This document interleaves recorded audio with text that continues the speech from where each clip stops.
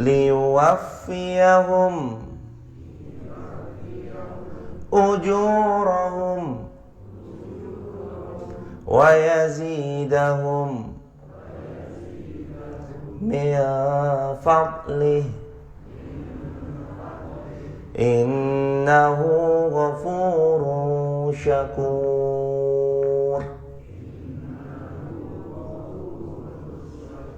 Allahumma arhamna bil Quran. Ayat 29. Artinya hadirin, sesungguhnya orang-orang yang pertama, nanti kan kalimat akhirnya yarjuna, mereka mengharapkan tijaratan la tabur, mereka mengharapkan perniagaan yang tidak pernah rugi sama sekali. Jadi kalau orang itu yang paling ditakutkan emang rata-rata tuh kerugian jemaah. Bangun usaha, modalnya misalnya 1 juta. Yang paling tidak diinginkan seorang pengusaha, usahawan, pedagang, ya rugi. Mereka kalau maupun modal 1 juta, ya beliau maunya ya untungnya berlipat-lipat. Nggak mau jemaah, orang dagang rugi itu nggak mau. Jadi memang sifat dasarnya manusia kalau mereka berdagang maunya untung. Mereka jadi usahawan nggak mau bangkrut.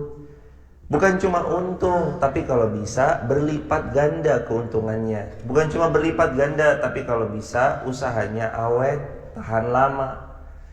Hadirin jamaah yang dirahmati Allah, senang rasanya kalau seseorang itu usaha sudah mah untung, lagi awet, tahan lama. Itu dikenal dalam bahasa Qur'annya namanya tijaratan lan tabur, perniagaan yang gak kenal bangkrut. Ternyata dalam Quran ada gimana caranya seseorang itu berdagang tapi gak kenal bangkrut. Kan biasanya kalau kita mah jemaah itu kan kadang ya untung, kadang ya rugi. Kadang yang sepi pembeli, tapi kadang ya ramai pembeli. Kadang orderannya bludak, banyak, kadang juga orderannya nol, gak ada orderan sama sekali. Itu kan dalam perniagaan sesama manusia. Tapi dalam Al-Quran ternyata ada yarjuna tijaratan lan tabur, orang-orang yang bisa berdagang tapi gak kenal bangkrut. Nah, kalau jamaah mau milih dagang apa nih, sekarang lagi bingung nih, Ustaz dagang apa yang enak nih? Jualan basreng, cilok, bakso, mie ayam, atau jualan pakaian yang gak kenal basi, atau jualan apa nih saya nih enaknya? Nah, daripada sebelum nanti mikirin itu dulu jauh-jauh, mending yang jelas-jelas aja dulu jemaah. Dalam Al-Quran surah Fatir ayat 29 ada perdagangan anti bangkrut. Apa perdagangan yang gak kenal bangkrut? Nomor 1, alladzina yatluna kitaballah. Nomor 1 perdagangan anti bangkrut itu adalah sering-seringlah yatsluna kitaballah. Tala yatslu artinya melantunkan. Berarti suruh sering-sering baca Al-Quran. Kalau mau dagangnya nih gak bangkrut, sering-sering baca Al-Quran. Kenapa kok istilahnya baca Al-Quran disebut perdagangan anti bangkrut? Karena di dalam dagang itu ada pikiran yang terforsir. Ya nggak jemaah, mau buka soto aja misalkan, mikirin apa? Tempatnya di mana? Udah mulai mikir toh?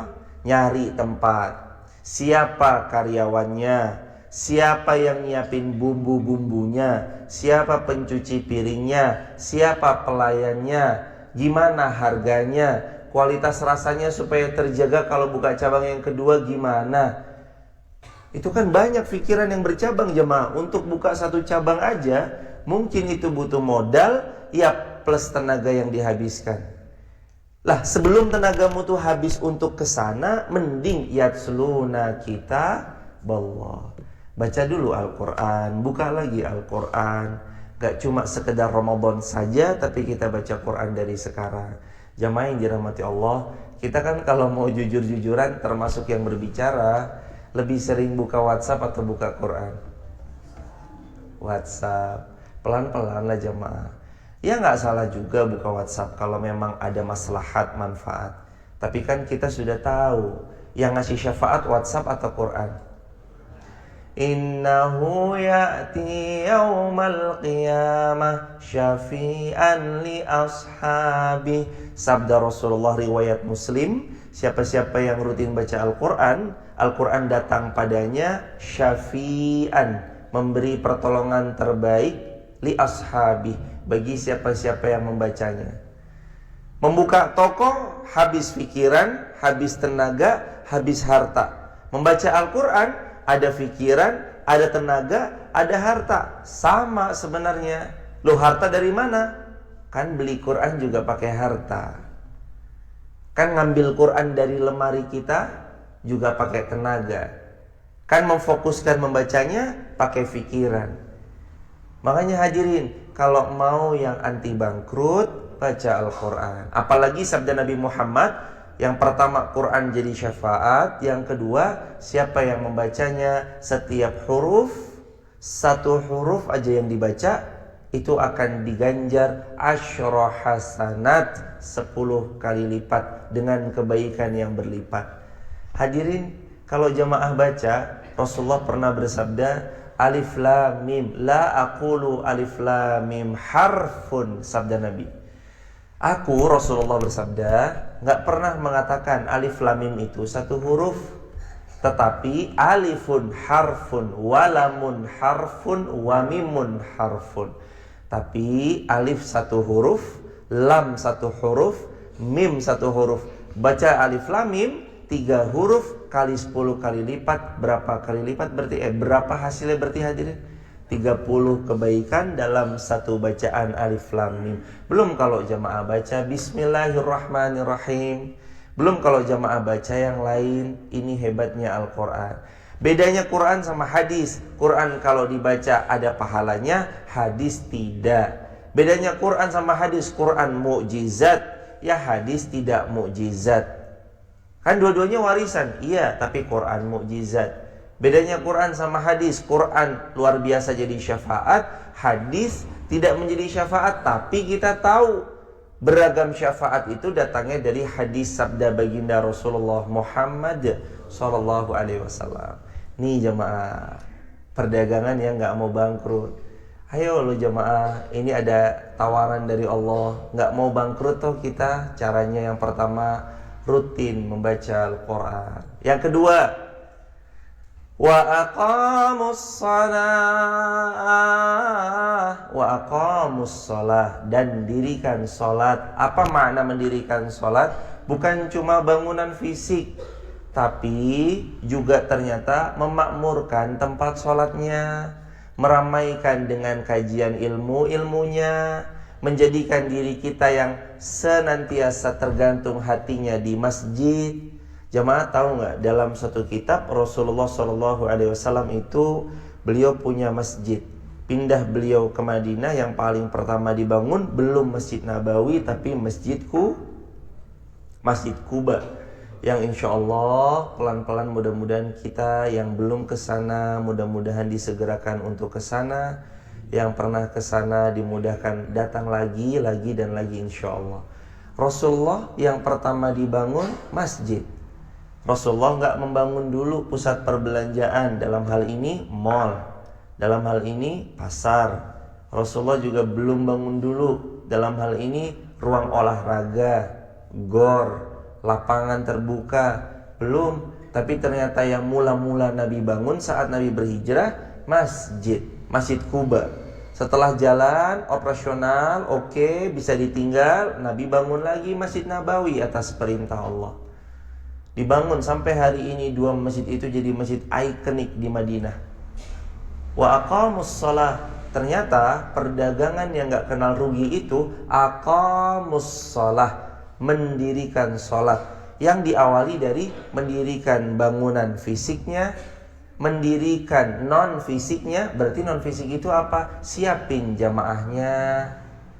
Jangan sampai ada masjid yang dibangun megah tapi jamaahnya kosong melompong. Jangan sampai kita habis dana untuk membangun secara fisik, tapi lupa menghabis dana untuk atau menyiapkan dana untuk membangun jamaahnya. Hadirin, yang sekarang itu harus diperhatikan juga adalah jangan sampai sabda Rasulullah itu adalah kita pelakunya. Mana sabda Rasulullah yang mana maksudnya? Riwayat Bukhari. Masih ingat? Yatatawaluna fil bunyan. Sabda Nabi, nanti akan ada segolongan umat-umat akhir zaman yatatawaluna fil bunyan, yang mereka main tawil, main tinggi-tinggian bangunan, megah-megahan bangunan, termasuk adalah masjid, tapi mereka lupa membangun basis jamaah. Tapi mereka tidak sadar bahwa uangnya habis untuk masjid, tapi kanan kirinya kelaparan karena gak bisa makan.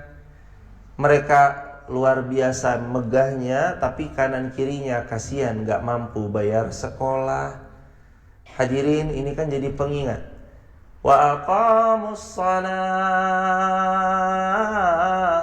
Ya memang sih jamaah, sekali lagi ayat ini bicara tentang mendirikan sholat, tapi nanti di dalamnya ada membangun tempat sholat, membangun jamaahnya, mengetahui siapa yang membersamai, membuat program yang maslahatnya, menjadikan makmur masjidnya. Itu namanya aqamus shalah atau aqamus shalah, mereka yang mendirikan sholat.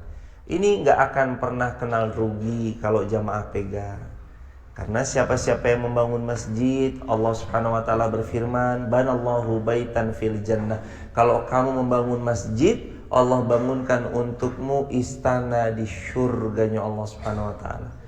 Dan gak cuma cukup dengan membangun, hadirin, tapi memakmurkan tempatnya. Siapa yang memakmurkan Masjid Taqwa Rawopeni kalau bukan kita? Sebelum orang lain dari luar, mungkin ada yang datang dari Garung, dari Kertek, dari Selomerto, dari yang tempat jauh di sana, atau dari Bugangan, Limas Garden, atau di atasnya Kali Anget atau Kali Beber. Mungkin ada jamaah yang datang dari sana. Sebelum kita berharap ada orang luar yang meramaikan Masjid At-Taqwa Rawopeni ini, siapa yang akan meramaikan? Kita-kitanya dulu. Wabil khusus teman-teman nih, adik-adikku, anak-anak muda Masjid Taqwa Rawopeni yang luar biasa, subuh-subuh sudah bangun membersamai. Mereka-mereka yang nanti melanjutkan ramainya, riuh dengan suasana semaraknya Masjid Taqwa Rawopeni. Dari sekarang ayo jemaah, kita persiapkan bahwa kita semua akan meninggalkan bekas kebaikan. Jadilah orang yang jadi buah bibir kebaikan untuk generasi yang akan datang. InsyaAllah salah satunya dengan ramai semaraknya masjid yang ada di tempat kita bersama-sama, insya Allah dimanapun nanti kita tinggal. Itu tijaratan lan tabur. Yang ketiga, wa anfaqu mimma razaqnahum sirran wa alaniyah. Nah, ini zamannya orang sering berdebat di dalamnya kadangkala.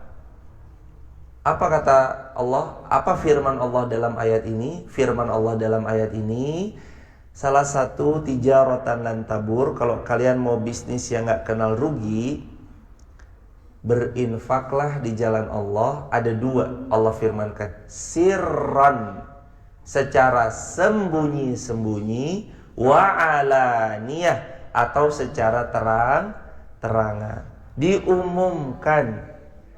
Jadi ini yang sering dibuat debat sama orang, sedekah sembunyi-sembunyi sama terang-terangan, boleh dua-duanya atau boleh salah satunya? Yang mana hadirin? Boleh salah satunya atau boleh dua-duanya? Boleh dua-duanya jemaah. Ini Allah berfirman hadirin, sirran, mau kamu sembunyi-sembunyi boleh, wa alaniyah. Kalau bahasa hari ini alaniyah itu terang-terangan, itu diposting, di-upload. Sebenarnya hakikatnya boleh, Tapi kenapa jamaah ini harus tahu ada konsep dalam Al-Quran, kalau disebut awal itu lebih prioritas dari yang disebut akhiran. Bukan berarti nggak boleh, tapi dua-duanya boleh, tapi ada skala prioritas. Nah, kalau disebut ati'ullah wa ati'ur rasul, taat kalian kepada Allah, taat kalian kepada Rasul. Berarti prioritasnya Rasul atau Allah? Allah. Nah, dalam ayat ini kan ada kalimat sirran wa alaniyah. Sembunyi-sembunyi disebut yang pertama, baru yang kedua terang-terangan. Berarti mana skala prioritas? Sembunyi-sembunyi. Tapi apakah terang-terangan nggak boleh? Boleh. Karena nanti diperkuat. Al-Baqarah 271 menguatkan, Al-Baqarah 274 menguatkan. Allah berfirman di Al-Baqarah 271, 274, salah satu ayatnya berbunyi, ya tubdus sadaqati fa ni'mahi wa ya tukhfuha wa tu'tuhal fuqara fa huwa khairul lakum. Wahai hambaku sayang, kamu kalau mau sedekah terang-terangan tuh loh boleh. Tapi kalau kamu mau sembunyikan itu lebih baik. Jadi terang-terangan ya baik, disembunyikan lebih baik. Bukan berarti baik dan buruk, tapi lebih baik dengan yang baik. Tinggal nanti kalau yang posting jaga niat, jaga hati. Yang nonton postingan berbagi, berderma, orang bagi-bagi nasi bungkus, nasi Jumat, atau orang kasih sayur mayur dan segala macamnya. Misalnya kalau kita nonton postingan itu, kita yang melihat, jaga hati, jaga lisan. Jangan sampai kita yang ngelihat malah menodai lisan kita dengan bicara serampangan. Halah, ngupload, ria pasti. Nah, Rasulullah kan pernah kan, jadi waktu Usamah bin Zaid ikut perang, umur beliau tuh 17 tahun. Biasalah jamaah, anak 17 tahun itu kan masih semangat-semangatnya ya jamaah. Ketika Usamah bin Zaid ini lagi semangat-semangatnya, beliau mendapati mengejar musuh, lalu duduk terpojok musuh ini. Dicabut pedang dari sarungnya Usamah, seng. Orang ini terus kemudian aslamtu billah, dalam keadaan terpojok dia menyerahkan dirinya. Saya beriman kepada Allah, saya tunduk kepada agama Allah, Islam. Lalu dia bersyahadat. Tapi anak muda Usamah ini, waktu usia beliau masih muda, nggak serta-merta begitu aja percaya.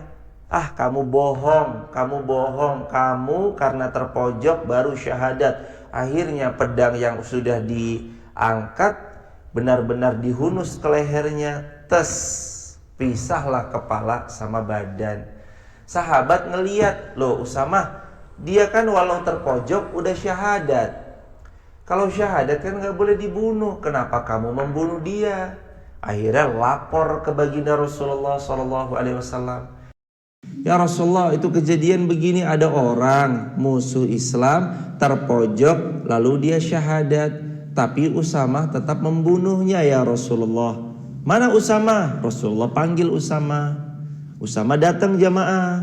Rasul gak serta-merta menghukumi, Rasul memvalidasi dulu. Rasulullah cross check dulu. Rasulullah tabayun dulu, benar gak informannya tadi tentang informasi yang dibawa. Ditanya sama Nabi, wahai Usamah, atak tulu, dalam hadis sabda Nabi, wahai Usamah, ya Usamah, atak tulu, apakah kamu membunuh orang yang sudah bersyahadat sesuai dengan kabar dari informan yang diberikan tadi? Kata Usamah, ya Rasulullah, iya benar saya membunuhnya, tapi dia kan mengucap syahadat karena terpojok ya Rasulullah. Dia mengucap syahadat bohong ya Rasulullah. Dia takut ngelihat pedang saya, makanya dia syahadat. Apa sabda Nabi? Hal syaqafta qalba ya Usamah. Wahai Usamah, apa kamu sudah belah dadanya sampai kamu tahu isi hatinya? Artinya, pernah gak kita belah dadanya orang sampai kita tahu dia bohong tentang postingnya? Pernah nggak kita belah dadanya orang sampai kita berani bilang dasar orang ini riya dalam beramal? Pernah nggak kita belah dadanya orang sampai kita tahu ini orang ikhlas atau nggak ikhlas? Nggak ada jamaah yang bisa membelah dadanya orang dalam hal ini mengetahui isi hatinya. Hadirin, ngelempar batu, sedalam-dalamnya batu tenggelam tetap terukur. Hadirin, lempar sesuatu yang berat, seberat-beratnya sesuatu benda itu tenggelam, dalamnya lautan dapat diukur. 4.000 meter misalnya, 5.000 meter misalnya, atau 6.000 meter misalnya, bisa terukur. Tapi jamaah, kalau tentang seseorang yang dengan seizin Allah beramal salih, siapa yang bisa tahu hatinya ikhlas atau enggak kecuali dia sama Allah? Siapa yang tahu dia lagi riya atau tidak kecuali dia sama Allah?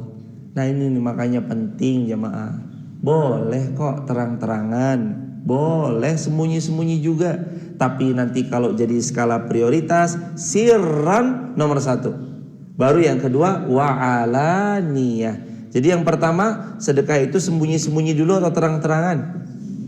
Sembunyi-sembunyi. Bahkan ini ada istimewanya, sabda Nabi riwayat Imam Tirmidzi. Sekali lagi Nabi menyampaikan jamaah, besok ada 7 golongan yang Allah beri naungan di hari yang tidak ada naungan. Di antaranya ternyata nomor 6-nya jamaah, orang yang sedekah tangan kanannya, tangan kirinya tidak tahu. Artinya sembunyi-sembunyi dalam sedekah. Bukan habis ini tangan kiri sembunyi saya yo, masukinnya terus begini. Enggak, bukan itu maksudnya. Maksudnya dia sedekah dalam keadaan sir, sembunyi-sembunyi. Ada kisah suatu ketika di kalangan orang-orang soleh terdahulu ada orang yang suka berderma tapi gak mau dikenal siapa dia. Dia suka bagi-bagiin gandum. Dan saking ingin private-nya, dia gak mau nitipin ke orang kecuali dia yang harus memikul gandum itu satu persatu dan diletakkan di depan rumah orang-orang yang ada di sekitarnya.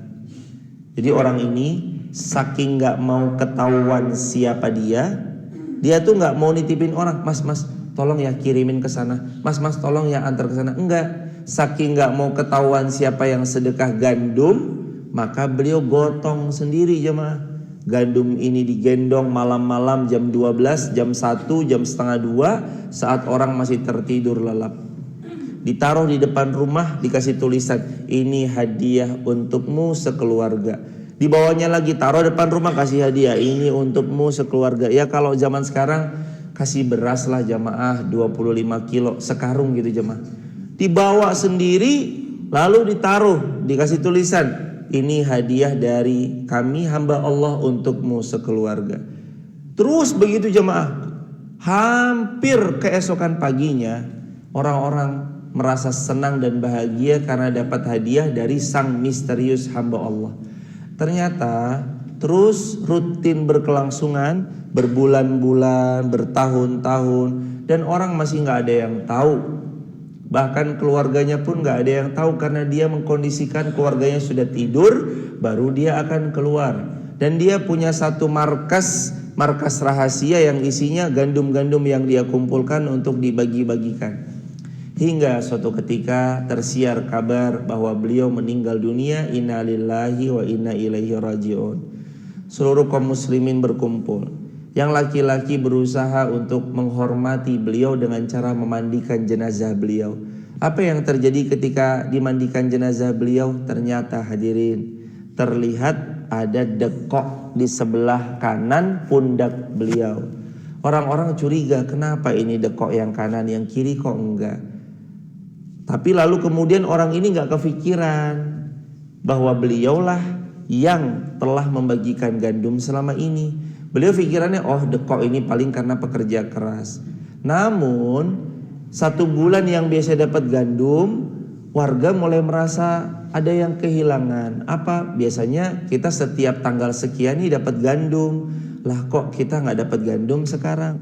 Berarti selama ini hamba Allah yang membagi-bagikan gandum itu adalah yang kemarin meninggal dunia. Seperti itu orang saking gak pengennya amal solehnya diketahui. Hadirin, memang ya jamaah, benar kata Al-Imam Syafi'i, kalau Anda mampu punya amalan rahasia, maka milikilah. Jamaah, jadi kalau kita mampu nih punya amal rahasia, kalau bisa miliki jamaah. Kan banyak ya amalan-amalan yang sudah banyak orang tahu. Kita sholat, ya sholat mah wajib. Kalau yang wajib mah harus dipertontonkan. Apa tuh? Ya sholat, ya zakat, puasa, ya Ramadan dan segala macamnya. Yang wajib-wajib tuh kalau bisa memang orang supaya tahu agar jadi syiar, itu wajib.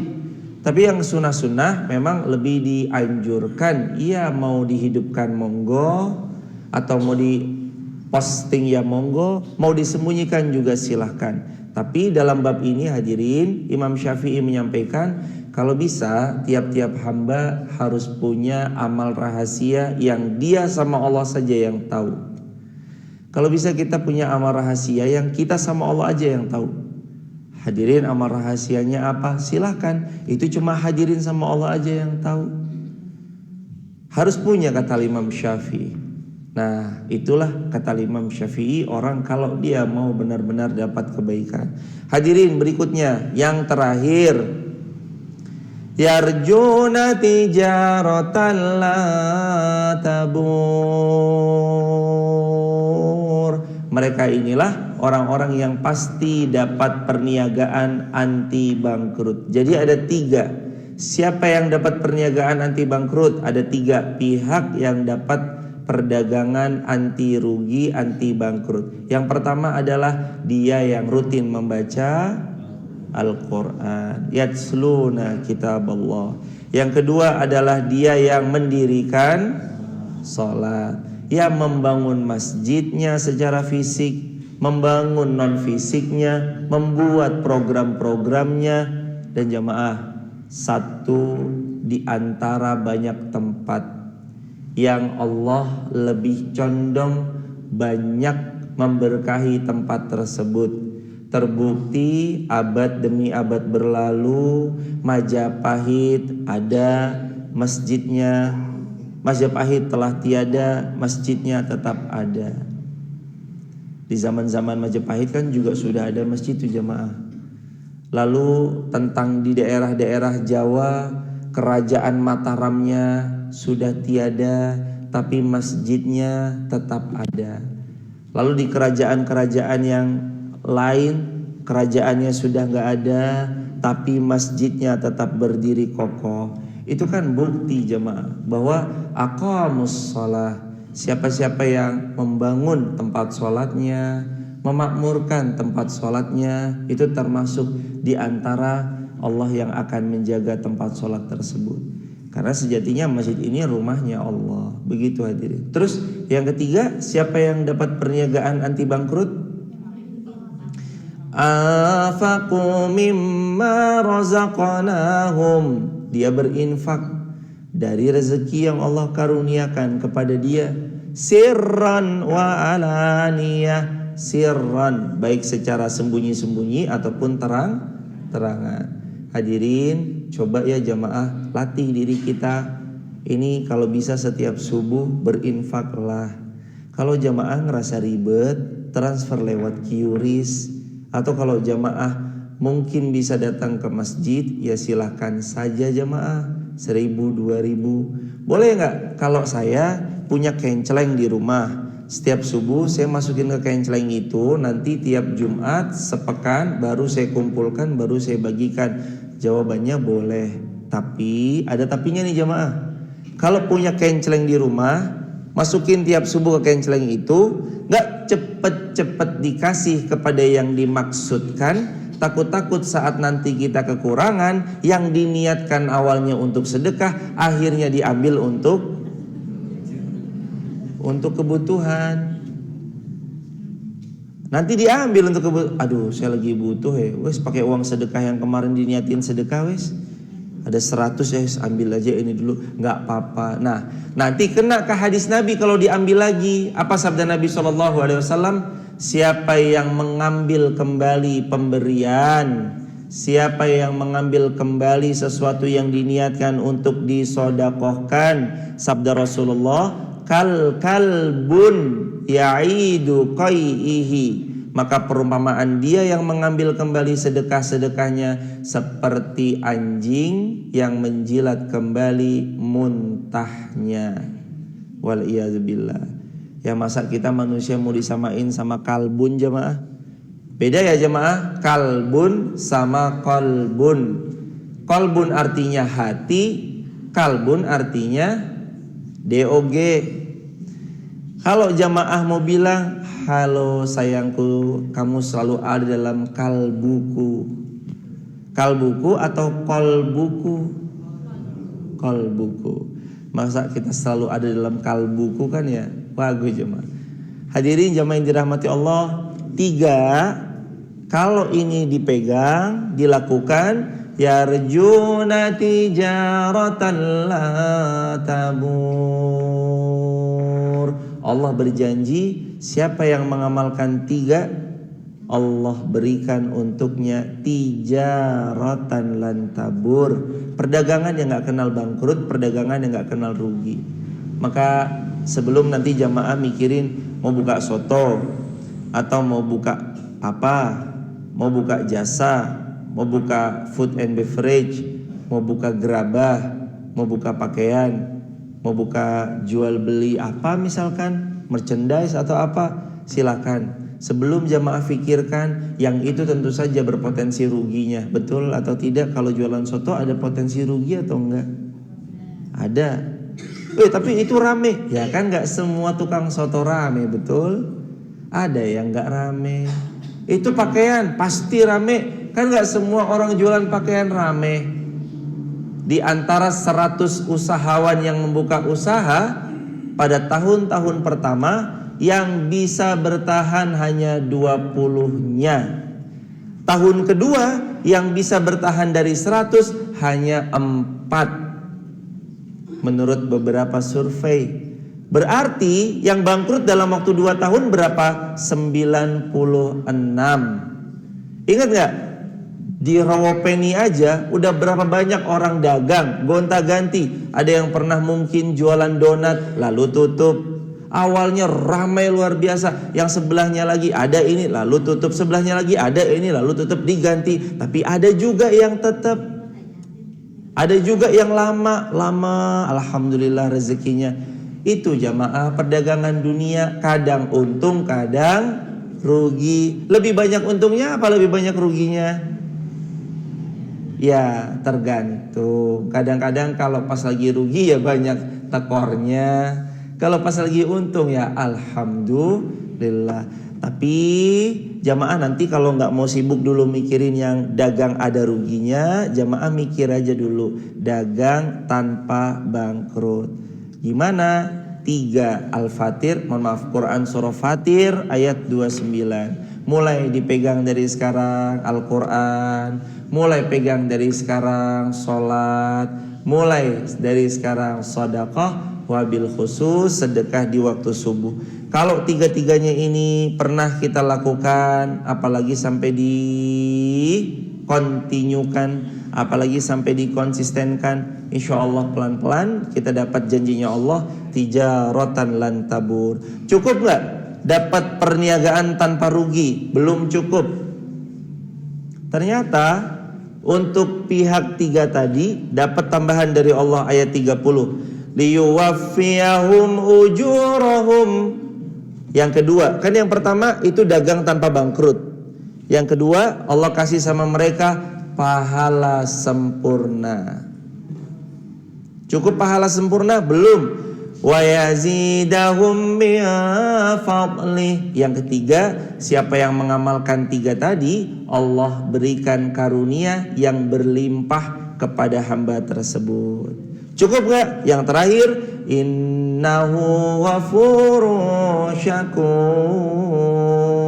Yang keempat, ghafurun, Allah akan ampuni kesalahan-kesalahannya. Cukup? Belum. Yang kelima, untuk orang yang mengamalkan tadi, dia sholat, baca Quran, plus memakmurkan masjidnya, syakur. Allah zat yang maha pandai berterima kasih. Allah pasti akan membalas dengan kasih sayangnya yang banyak untuk hamba-hamba yang mengamalkan 3 tadi: Quran, salat, sedekah. Al-Quran, salat, sedekah. S. Q-nya apa? Quran. S-nya apa? Salat. S-nya lagi sedekah. Infak atau sedekah. Hadirin, ini yuk kita buka tanya jawab. Mudah-mudahan makin banyak yang bisa ditanyakan, makin dekat dengan apa yang dibutuhkan oleh hadirin sekalian. Dan insya Allah materi dari Fatir ayat 29 ayat 30 jadi materi yang diberkahi Allah insya Allah. Barakallahu fikum. Kami kembalikan kepada moderator. Waktu dan tempat dipersilakan. Tapi sebelum tanya jawab, teman-teman di TikTok, di Instagram, sosial media, silakan kalau ada yang mau bergabung di grup WhatsApp kajian kami. Isinya info live streaming, video pendek dakwah yang bisa jadi story WA. Sahabat bisa tap link di bio, sebut nama, asal kota, asal negaranya. Kalau di sini ada yang mau ikut, gimana caranya? Hadirin, save nomor WhatsApp kami 0812 13 60 70 20. Saking hafalnya ya Ibu. 0812 13 60 70 20. Sebut nama, asal kota. Barakallahu fikum. Silakan Mas. Barakallah. Monggo jemaah yang mau menyampaikan pertanyaan atau menambahkan boleh jemaah. Bukan cuma bertanya, tapi nambahin silakan. Fadhol ya Anda. Waalaikumsalam. Waalaikumsalam warahmatullahi wabarakatuh.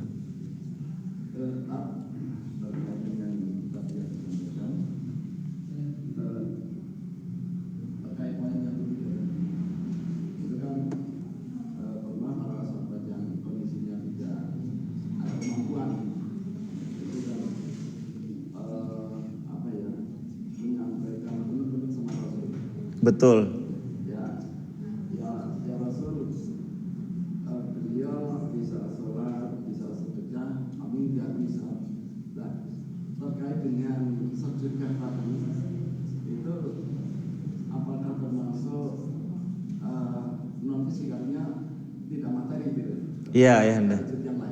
Jazakumullah. Ayahanda semoga dimuliakan Allah sekeluarga dan seluruh hadirin jamaah Masjid Taqwa Ropeni Wonosobo dimuliakan Allah. Apakah sedekah bisa dalam bentuk varian yang lain? Bukan cuma dalam bentuk harta. Jawabannya bisa. Sedekah itu banyak variannya. Bahkan ada yang sedekah tanpa harus mengeluarkan modal harta. Jamaah nih, saya kasih tahu jamaah. Ada sedekah nggak perlu keluar harta. Sedekah apa itu? Tabassamuka fi wajhi akhika laka shadaqah. Senyummu kepada saudaramu sudah terhitung sebagai sedekah. Senyum aja jemaah udah sedekah. Senyum aja udah sedekah. Bisa lagi nggak yang lain? Bisa. Apa kata Nabi SAW dalam hadis Muslim dengan sanad yang sahih? Wal kalimatut thayyibah shadaqah. Dan kalau kamu ucap yang baik-baik, posting yang manfaat, update status yang baik, sedekah, itu terhitung sedekah. Bahkan kata Nabi, menyingkirkan gangguan anit tariq sedekah. Kita ngelihat ada batu tengah jalan mengganggu, takut membahayakan pengendara motor dan mobil. Maka kita singkirkan batu dari tengah jalan, sabda Rasulullah, sedekah. Itu sedekah jemaah. Jadi sedekah itu banyak variannya, nggak melulu tentang harta.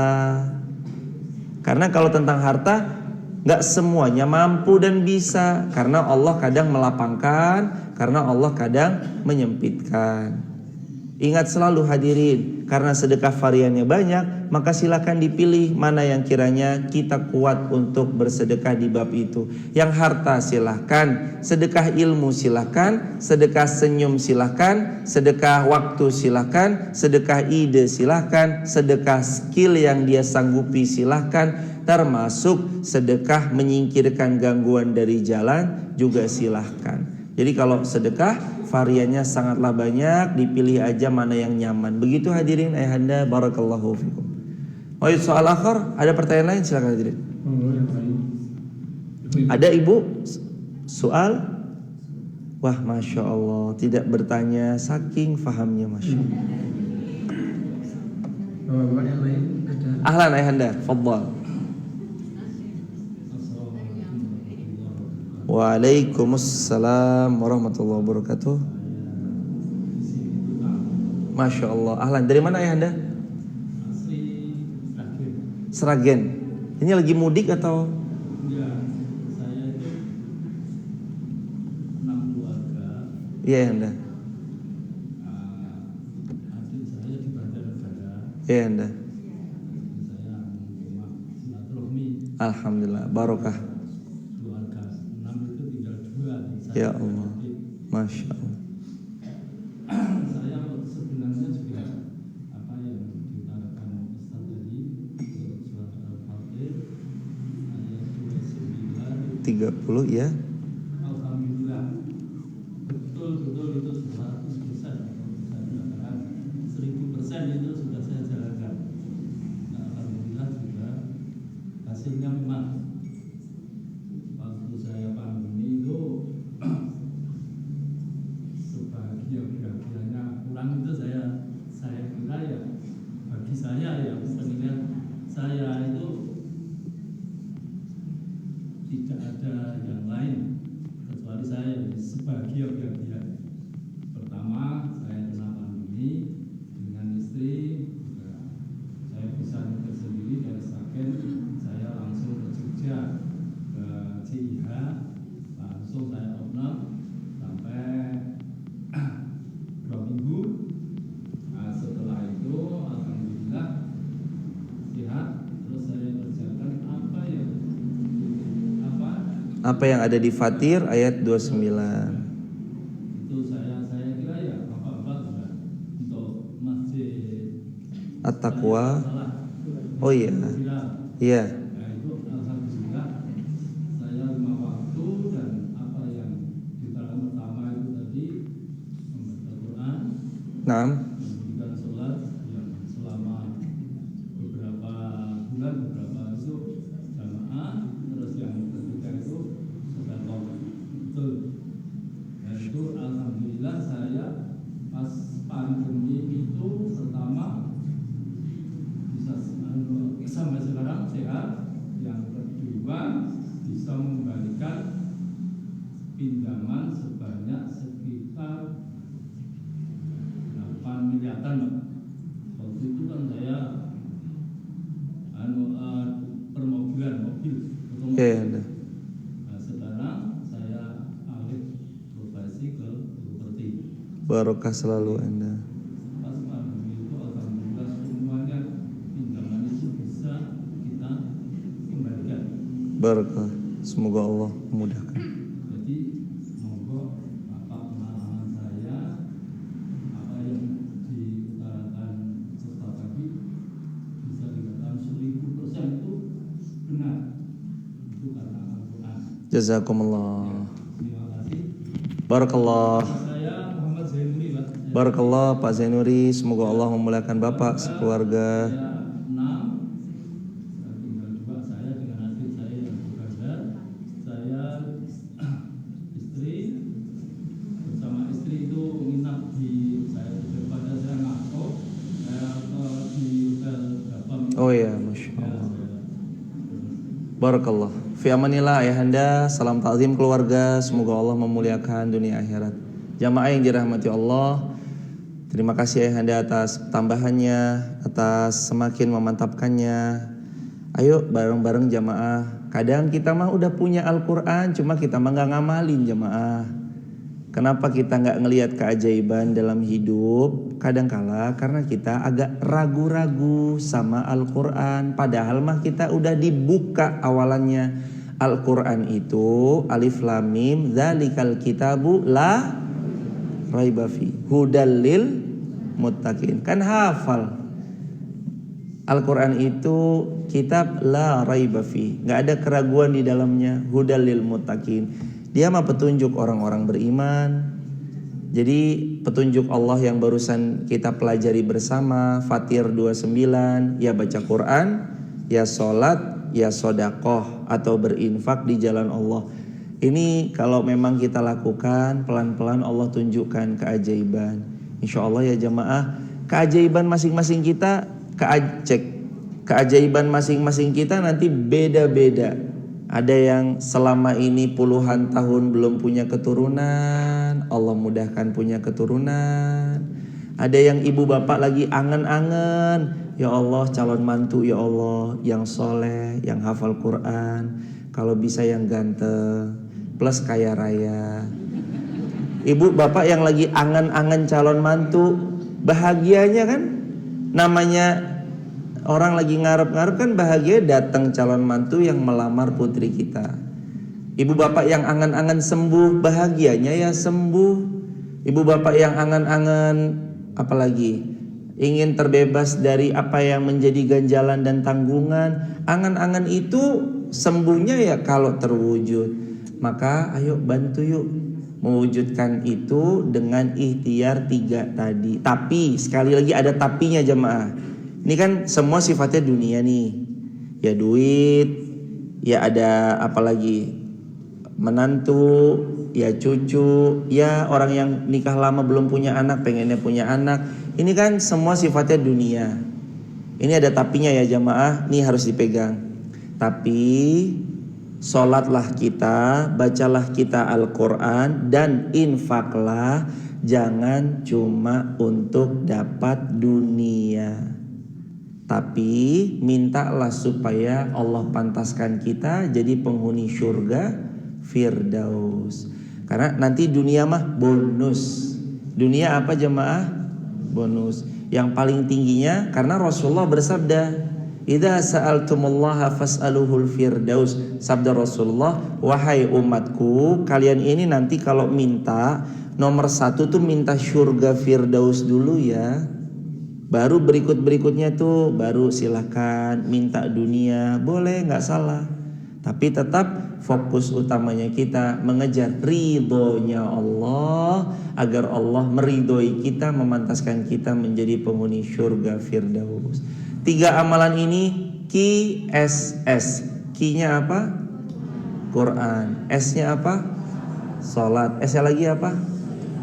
Dan ingat terakhir banget jemaah, kita lagi berlomba. Lombanya sama diri kita sendiri dan kematian yang datang menjemput. Kita lagi lomba sama kematian yang mau datang menjemput kita. Sebelum mati mudah-mudahan kita punya amal jariyah untuk persiapan kita berjumpa dengan Allah Subhanahu wa taala.